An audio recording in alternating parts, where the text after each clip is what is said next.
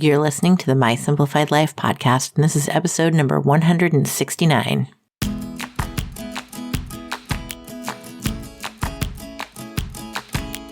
Welcome to the My Simplified Life podcast, a place where you will learn that your past and even your present don't define your future.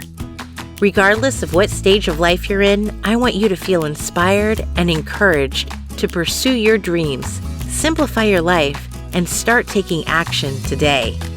I'm your host, Michelle Glogovac, and I'm excited to share my stories and life lessons with you while taking you on my own journey.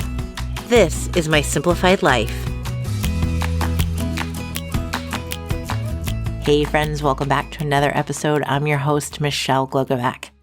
Today, the topic is spirituality in corporate America. And that sounds heavy and it sounds woo-woo and like an oxymoron, really. You're going to hear from a repeat guest, Elizabeth Rosenberg. I've worked with Elizabeth for over 2 years now, and her original story on the podcast was about burnout and how she was in corporate America and she suffered extreme burnout to the point that she had a migraine in which she lost all of her motor skills and landed in the ER. Since then, she has launched her own consulting branding agency where she works with mainly C-suite people who need to create their personal branding, but she's doing it differently. She's adding in their purpose in their life, how they work, how they show up.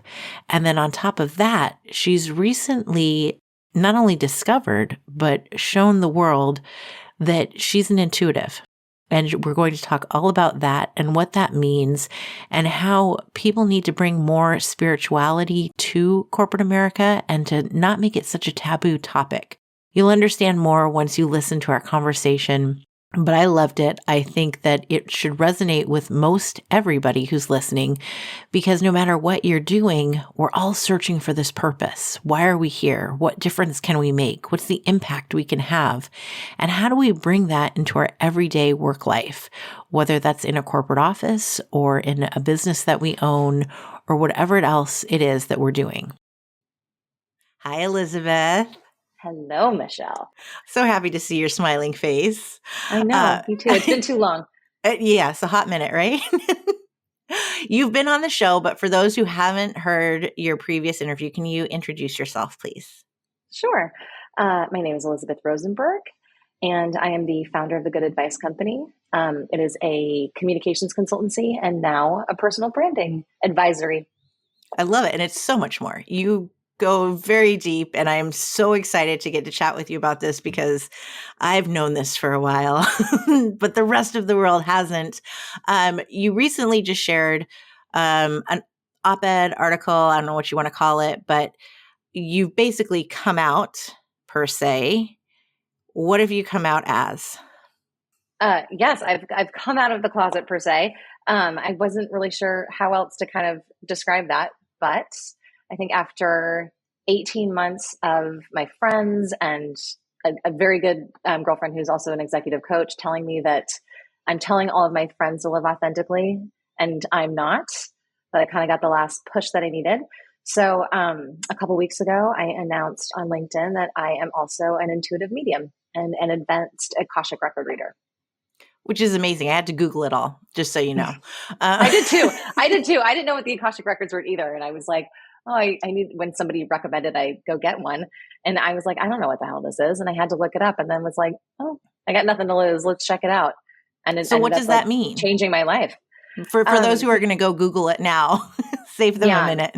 Yeah. The Akashic Records are, in essence, a library of your soul's journey, past, present, future. So it is a way for intuitives to get into a space to connect with your guides, your loved ones, teachers, kind of anybody who has a message for you. They'll come through and share it. So and we've talked about Long Island Medium, which I'm obsessed with. I'm like, oh, that would be like the ultimate gift if I could go see her. And she's like, yes. Yeah. I have people. It's a little bit different than that. I mean, it's interesting because my wellness journey was long, as you know. And what we talked about last time is I suffered from severe corporate burnout. I landed myself in the emergency room with a migraine where I lost all my motor skills, and then went on this like very intense wellness journey. And I really kind of had told myself I will do anything I need to in order to not ever feel that way again. And I explored Eastern medicine, Western medicine, spiritual healing, kind of everything that you could think of. And when I kind of like, it was interesting. And 1 week, 3 different people were like, you should meet this woman, Helen, who was an advanced Akashic Record reader. And I ended up taking one of her classes. It was a beginning class. And I just really, something about it connected. It was very easy for me to connect in. And once I started really practicing, I did start watching a lot of Long Island Medium and Tyler the Medium, any like remember back in the day, John Edwards, like Yes. all of those people, because it was the pandemic and I didn't really have a mentor. It's not like you can just Google like medium mentor and find a spiritual guide that can just kind of like help you figure out what your ability is, how to use it, and what lessons are and all of that kind of stuff. So as I was watching them, both of them, I think, get very specific messages from wherever they're getting messages from, and then you have to interpret them. It's a lot about being a translator and an interpreter for what you're hearing from the other side. And so were you hearing things before you discovered this? Like that you had this talent, this gift? Yeah. It's interesting that you call it a gift. I am very specific that I do not call it a gift. And the reason why is I believe that everybody has the ability to tap into a higher power, some kind of something. And I also don't think that if I were to choose to be an intuitive and choose to be a medium, if I would necessarily make that choice. It's really hard on you physically. It's really hard on you mentally. It's really hard on you emotionally. There's a lot of bias around it, which I think is why it took so long for me to kind of announce and come out of the closet. So I think there's a lot of, it's a lot more complicated, I think. But there's a beauty in it too, right? There's a beauty in like being able to really harness the messages that you're giving or that you're getting, and then being able to share them with others. Mm-hmm. Yeah. And then now you're working with people in the corporate world, and they're looking at this, which is fascinating because you do see more and more that the article that you sent me the other day, where there's some really big corporate people who are using intuitives, mediums, psychics on a regular basis. And they have for, like years and years. Like years and years and years. Way back in history, there were princes and, queens and that were connecting with shamans and medicine ladies and, healers and kind of all of that stuff. So the fact that there's this bias around it now is kind of a little bit crazy, but I don't call myself a medium. I don't really call myself an Akashic Record reader. It is an ability. It is something that I know how to do. And I tap into that in the corporate world to help people uncover their purpose, uncover their authentic selves, and then actualize that in the world. So I have 25 years of PR experience and comms experience. So I really love doing that. Like I'm not leaving PR anytime soon. I'm really good at it. I really love it.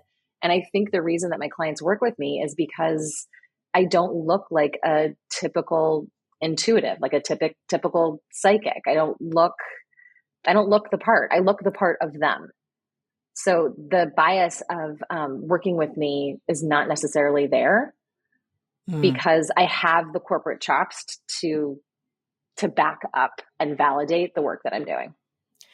And it's interesting the whole purpose part, because I feel like, especially with the pandemic, more and more people are like, let's forget the job. I want to find my purpose, quote unquote.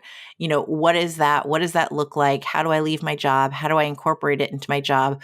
So what does that even look like for you to come in and say, okay, this is what your purpose is. Like, let's talk about it. Let's discover it. Because for my own personal journey, I had to really, I'll try this. Nope. Why, and go down that soul searching path myself. And it took a good amount of years to figure it out on my own.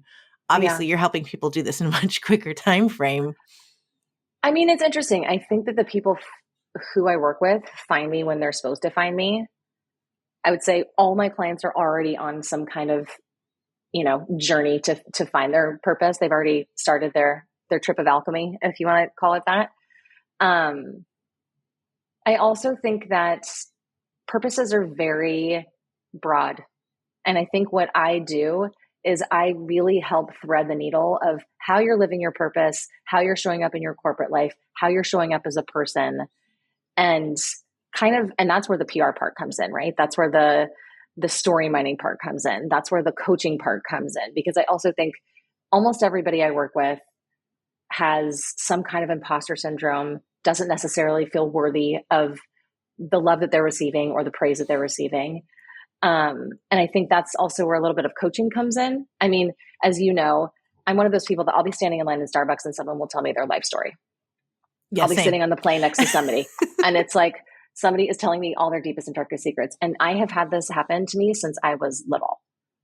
And I think now, I didn't realize it at the time, but that was part of my journey of really trying to be that helper and that guide and that kind of like cheerleader for everybody around me.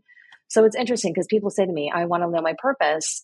And as I get into a reading, I have an agenda for the reading, but I never know what's going to happen. You could have loved ones come through. You could have, very deep soul messages come through. You could have a bunch of stuff come through. I mean, every reading I'm like, whew, that's never happened before. There's some kind of surprise that happens that always just kind of throws me off a little bit. But when I ask what the soul journey or what the soul purpose is and the life purpose is, and I can explain that in a second, everyone's like, oh, I'm already kind of living that. And I'm like, yeah, well, let's figure out how to actualize it then. How do we live it every day? What is the lesson that we're meant to learn here that we can tie in our corporate self, our personal self, our real self? And I also think too, I was talking to a client the other day and we were talking about trauma. And the reality is like everyone has childhood trauma. Now, the scale of what your trauma looks like is different for everybody. You could have a very traumatic experience of abuse and loss and stuff when you were little. You could also just have had a fight on the playground that scarred you for your adulthood. Mm-hmm. Like trauma is very individual, but everybody has it. So once we kind of accept that that happens too, and that we all need to heal from it, you kind of look at things a little bit differently. So it's just like everybody also has a purpose, but some of our purpose is really meant to live in a life of love, like to be very simple. And some purposes like to teach, heal, and guide. So it's like, it's all really, really different.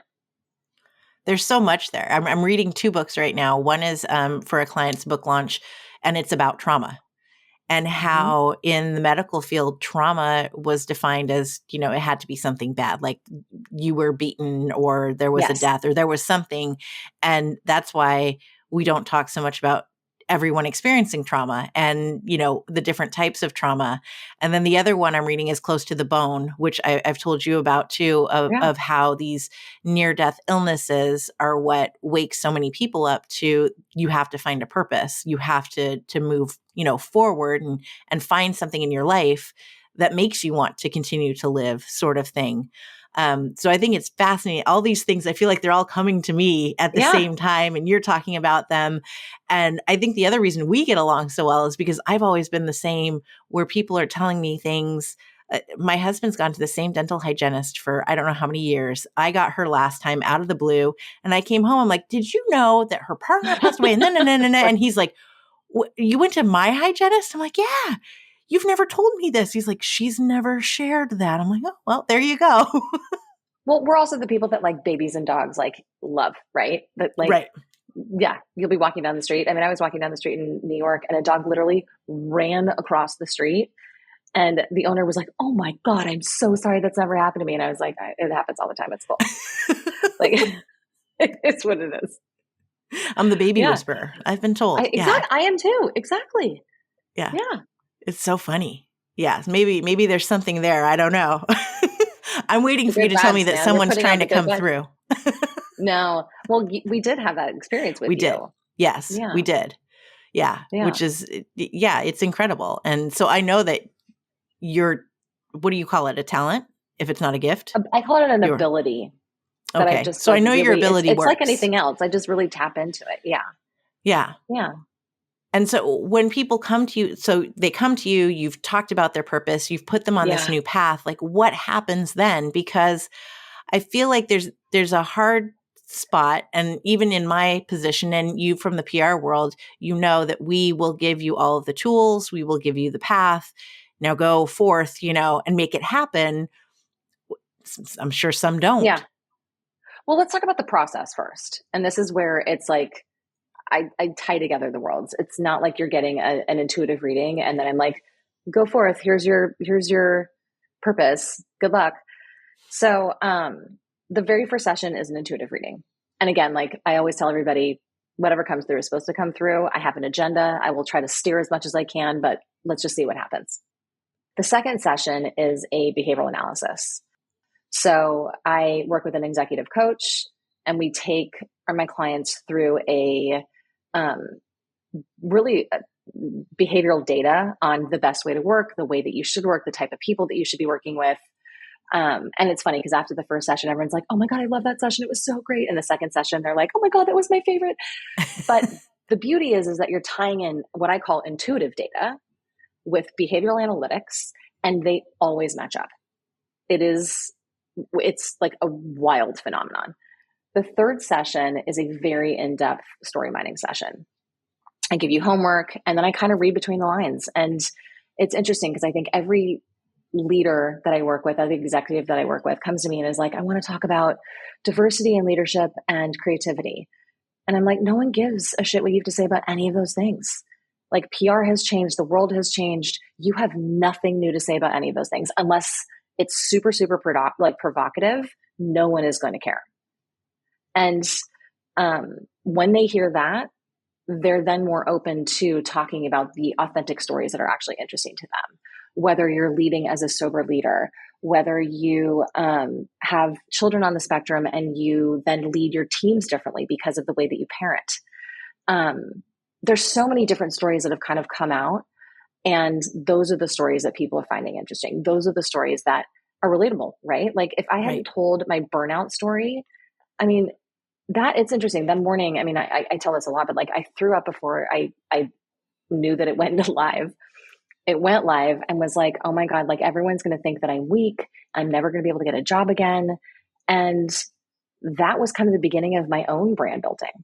So I also tell everybody like everything that I've built and everything that I've kind of created in this process, I've done for myself. So I know that it works. Right. And I also know what doesn't work. And then you go through, I give you, it's funny. I always tell people, I'm like, I give you a new bio. And everyone's like, oh, okay. But I'm like, your bio then reads about who you are as a person, not necessarily what you do. And I think I had this like kind of realization during the pandemic as people were dying from COVID and other things, their obituaries were reading like resumes. And it's because LinkedIn is the easiest public place to get information. And I'm like, if we all die tomorrow and your obituary reads like, oh, she did this for work and oh, he won this award. Like, who cares? Like, I know in the end, like, I want to be known as somebody who was making an impact and somebody who was helping the world and somebody who was kind. And I really want my, obituary to be funny. So that's it. I want there to be a little humor in it. And then the fifth session is I really teach you how to like kind of media optimize and again, like thought leadership optimize your LinkedIn. So it's interesting. I think LinkedIn is going through a renaissance in many ways. I think in a weird way, it was starting to become something like Facebook. Like it really annoys me when people on LinkedIn put like a tweet that somebody else tweeted and then that goes viral and you're like, how did this get 20,000 likes? Like what is happening in the world?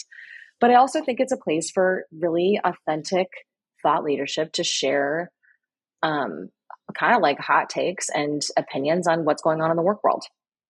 But I also think there's a way that you can bring your authentic self to work in a work way. I'm not telling everybody like bring your whole self. I don't actually think you should bring your whole self to work. We don't always. Yeah, don't bring the dirty laundry on the floor. Like kind of bring the self that is the best version of the self for that day.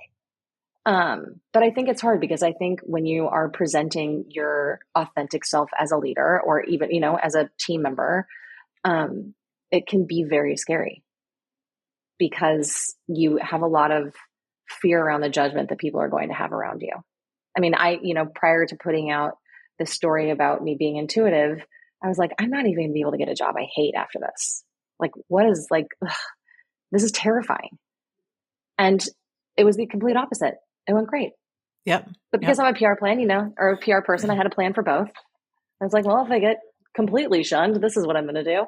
But it ended up being amazing. I mean, I've gotten hundreds of messages from people that were like, thank you so much for saying something. I'm really interested in this. And that's kind of my only goal is like, if we just keep doing the things that we're doing, like how corporate America is working right now, like we're going to implode. Like we have to start thinking a little more creatively about what the future of work looks like, how to show up as yourself, how to innovate. I mean, there's a ton of ways we can improve. Well, I think there's two things that came to mind when you mentioned this. One is I think we are seeing some corporate leaders showing up in their authentic self, and it's kind of gross. We see how Elon Musk is showing up, and he is his true self. God help him, So I can see that there are some authentic selves that should just maybe not show up so much. But it's interesting on that front, though, because I feel the same way you do. But I also think that there is an audience for everyone. Mm-hmm. Oh, as we've seen in the past number of years, there's definitely an audience for everyone. Yeah. So anyone who thinks, are there enough podcasts for me to be on? Absolutely, because there is something for everyone.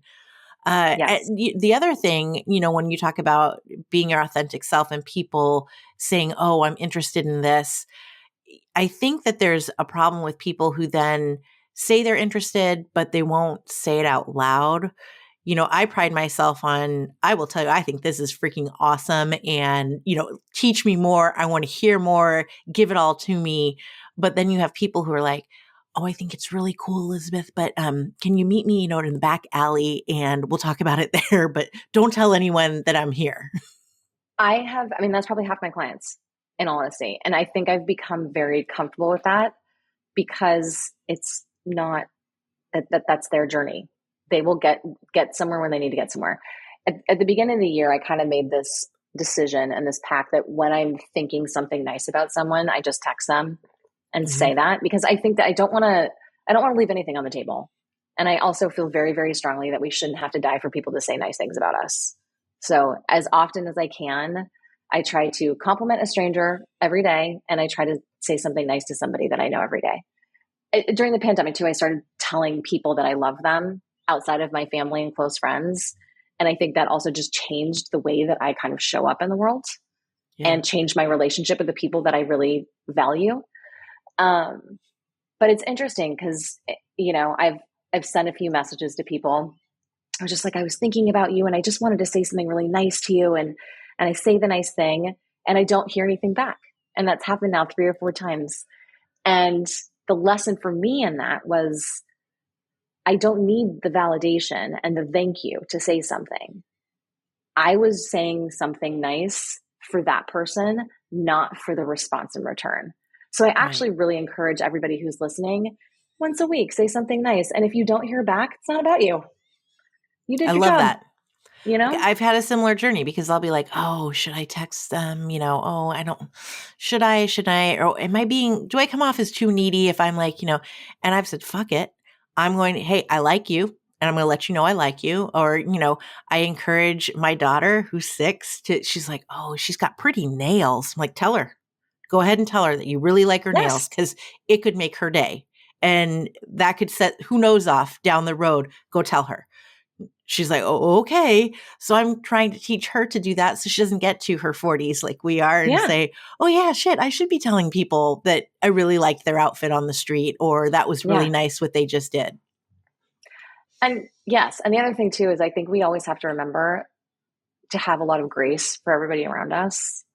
Like we are in a time of complete emotional, physical, spiritual, mental burnout for everyone. So you always have to remember that somebody else is going through something. Mm-hmm. And I think we just are moving so fast. And I think in many ways, the corporate America and the economy and the world are all trying to get back to where we were. And there were people that grew during the pandemic and kind of like really worked on healing themselves and what they want their lives to look like. And other people who were like, no, I just want things to go back to the way they were. The right sizing is happening right now. And I think we just kind of have to ride the wave and see where we all land. I, of course, want everybody to to evolve and move forward and heal and be better versions of themselves. But we just have to remember everyone is going through something. So I just constantly have to remind myself, I have to have grace for myself and I have to have grace for other people, because you never know what anybody's going through. And we are, Grace is my word. There's a lot going on in the world right now. I mean, we are burned the F out. Like there is a lot happening. So it brings us to, with corporate America, how do we overcome the spiritual bias? Is it just a process of us talking more and more about it? Embracing it, not being afraid to talk about it, because I think it also goes back to those who are like, hey, back alley, let's talk about it, but not in the front. Yeah. But at the same time, if we're all just doing it behind closed doors, we're not going to overcome that bias. Yeah. I mean, it's interesting. That's a great question. Please, I hope I have a decent answer. My mentor was talking to me, and I mentioned this to him a couple of years ago about the journey that I was on. And he was like, it's really similar to like surfing. And he was like, I'll have to look up the book, but there was a story about a leader who like didn't tell anybody he was surfing every morning and was doing it for like meditation. And because surfing had this bias of being like a beach bum. Mm-hmm. And now in LA, like CEOs are doing business in the water. Like it's happening. And that bias is completely gone. Now, when you surf, you're doing it like you are the Zen leader who's also in great shape, right? And the spiritual world is very different because it's not like surfing. It's not like a one thing. There's the Akashic Records, there's tarot, there's plant medicine, there is energy work, there's Reiki, there's sound baths, there's like too many things. And then I also think there is this, there was a great article, it was like probably a year ago, but about all of the kind of like shams that mediums are putting people through of trying to like rid people of demons and all of this stuff. So there's also this like huge hurdle that we have to get over as well. So I think it's going to take a while. But the thing that I did, again, when I kind of like wrote this op-ed and posted it, is I sent it to my entire network. And part of what I said was, what can you do for me? Or how can you help? And I asked the CMOs that I've worked with, I've asked people in my network who've had a reading, I've asked people that know me and know that I'm not crazy and know that this is an amazing evolution of what branding could look like and what corporate America could look like, to please comment on my post. I'm dozens and dozens and dozens of comments. And I've had people email me and be like, holy, like the who's who of the marketing world has commented on your post. And I was like, they're like, that says so much about you. And I said, it doesn't say so. Thank you. That's really nice. But I actually think it says so much about the acceptance of the practice. Because in 2020, when I think my ability was really honing in, I was really honing in on what it is that I was doing and how I was doing it. And I talk a lot about this too. It's like the world got quiet and the spiritual world got loud. And that was really where I was watching all the medium shows, trying to figure out like, what is that? Like, how do I translate all of this? And in that year, I was just offering readings to people. And in 2020, I ended up doing like over 100 readings for executives at Fortune 500 companies, for startup founders. And it was all via referral. And I think it's because everybody was just sitting at home being like, oh my God, I am A, bored, and B, like, I need an answer for something. Mm-hmm. So because we thought the end of the world was coming. We thought the end of the world was coming. So if everybody's doing it and no one's talking about it, be an early adopter. Yeah. Jump on the train. Yes. Like AI and chat or whatever it is. Chat GPT. That's it. Well, yeah, it's interesting because I have a couple clients that are in AI and stuff too. We could have an entire conversation about that later. Yeah. Fascinating. Yeah. So one more thing when it comes to the branding, because let's talk about the personal branding, because I think it's something that so often we forget, and we've talked about this before, that even if you work for a corporation, you need to be branding yourself. And that's how Yes. all of this comes into play with what you do. Because for 2 decades, I was my brand that I worked for. And I didn't think at all, even though I had a website and I had an email list that I never added anyone to, I could have been eons ahead of when I decided to leave the corporate world. Yeah.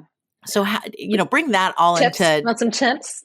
yeah, bring that all in for why people need to be working on their corporate brand or their personal brand when they're in the corporate world. Yeah. I mean, the reality is you're not going to be at that job forever. Like we are not, unless you're my twin sister who, oh my God, she's been at the same job forever and she just is killing it and she's amazing and she's so happy. And there's very few people like that in the world right now. Some tips on how to kind of get around that. And I also think too, like, it's funny. I think as we are now at this time where we're like, what's making me happy? I think there's even people who've been in jobs for 10 years that are like, oh, I just am good at this. It's not necessarily something I want to do. Because I've been a corporate PR person, some advice I have to give. It's hard to get around the corporate PR people. They have very strong boundaries around what you can and cannot do. The first thing that I do, or that I recommend all of my clients, is change your header image to not your company's. Now, as a corporate PR person, I love that you have it there because you're doing exactly what I'm telling you to do. Stop doing that. The other thing is to really, and this is where I help my clients mostly, is to pick like 3 topics that are authentic to you, whether it is, mine is a lot about burnout, branding, PR. And I really don't veer from those. I can kind of weave together moments, cultural moments, and kind of I think post about that kind of stuff in terms of PR, burnout, purpose, branding, that kind of stuff. But once you kind of completely veer and go into hot take central and are talking about things that have nothing to do with those topics, your brand is kind of lost. The other thing too, I think that people fear is leaning so much into their brand that that's all they're talking about. Don't feel bad about that. I remember you and I talking about it and I was like, okay, I'm going to do some podcasts. And you're like, yeah, you're going to tell your story. I'm like, but I'm just telling the same story on all the podcasts. And you're like, well, there's nuance to it, but every podcast has a different audience. And you're still your story is important and it needs to be told again in all of these places. And I think that's true for your branding message. And also pick the social media that feels most authentic to you. I think a lot of my clients also are like, well, God, I need to start a TikTok and I need to be on Instagram. And I'm like, why? Are you getting clients on there? Is that your audience? Or I feel like I've got to tweet all the time, or I feel like I have to do this. And it's again, it's what is the return on investment? Because a lot of that takes a lot of time. Some of the best executives in the world have no social media presence at all. They are just running their company, and their personal brand is through the people that they're mentoring. Yeah, I'm seeing more and more drop off of Instagram all the time.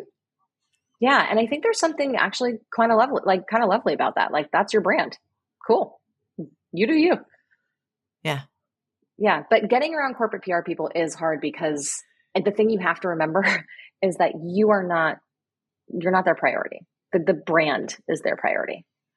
You are a vessel to tell the brand story, which is why, I've got one client who just is so amazing. She's a CMO at a huge company, and she's on stage constantly talking about, brand stuff. And she took a couple years off to have her kids and had this fear around, oh my God, will I be able to get a job again after making this life choice? And every panel she's on, every talk she's in, every podcast she's on, we weave that relatable personal story into her narrative. Because, and by the way, and that's the thing, that after every talk, after every podcast, after everything, everyone comes after and says, thank you so much for sharing that. That was the thing that resonated with me. I absolutely agree. There's a beautiful way to tie it all in. It's just, we can't be, again, when you're a corporate talking point, no one's going to care what you have to say. I hate to say that, but as having been a corporate PR person for over 20 years, it's a little depressing and very real. I love it. I just posted about this the other day. I was like, it has to be your story. Don't go in with the intention of selling. That's disgusting.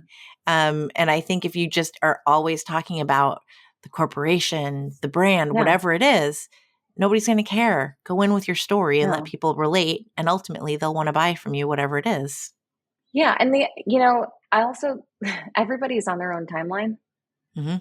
So a lot of the time people will finish up I call it like a workshop methodology, and we'll finish up and then it'll be 6 months. And I'm like, just checking in. What's happening? Now you haven't posted anything. I really like to just follow up with my clients and see, the progress that people are making. And I'm a great example. It took me over 18 months once I kind of like accepted that I was this and I was going to come out with my story. I mean, you and I talked about this 2 years ago at this point. Mm-hmm. And then finally being able to feel comfortable enough to do it. We're all in our own timeline. We're all in our own journey, and you need to do what's right for you at the time that's right for you. And Absolutely. Having, I think, a personal board of advisors around you that you can, that they can edit things, that they can read things, that they can nudge you, that they can support you is really, really, really important. You got to find your people. Got to find your people. Yeah. The ones that'll be real with you, you know? Yeah. Yeah. It might hurt sometimes, but go with those people. Yeah. But I also think that's why people probably like working with the two of us is we're no nonsense. Mm-hmm. Like I don't sugarcoat anything. And I think that's why my readings are probably a little bit different than most intuitive readings, because the guides are pretty blunt. They don't really sugarcoat much. As it should be. I think that's how the world should be. Let's not sugarcoat anything. Not everybody can take it, but yeah, wouldn't it be lovely if that was the case? So where can people find you these days? LinkedIn is the best place to find me, and to find me at Elizabeth Rosenberg. I do have the Good Advice Company page, but again, like I'm practicing what I preach. I'm building my own brand on my own page, and then on Twitter at Good Advice Co. And then also, like, obviously you can find more about the branding process at my website, which is www.thegoodadvicecompany.com. Thank you so much. I love talking to you. It's such a treat. Thanks for having me back. Okay, friends, I hope you're as intrigued as I am. I adore Elizabeth as a human being, and I think that what she's doing is so unique, so incredible, fascinating. I love it. And I love that she's helping people more and more on their journey to not only discovering their purpose, but to taking action with it.